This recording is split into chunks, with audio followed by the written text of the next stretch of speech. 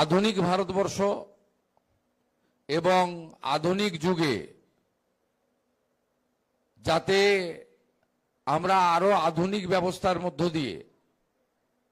আবহাওয়ার পূর্বাভাস পূর্বাহ্নে জানাতে পারি, আমাদের মাঝ সমুদ্রে চলে যাওয়া মৎস্যযান এবং মৎস্যজীবীদেরকে স্থলভাগে সঠিক সময় ফিরিয়ে আনতে পারি, আমাদের যে আধুনিক ইলেকট্রনিক্স ব্যবস্থা তার মধ্য দিয়ে ওয়্যারলেস এবং অন্যান্যভাবে যাতে কানেকশন থাকে তার ব্যবস্থা করা,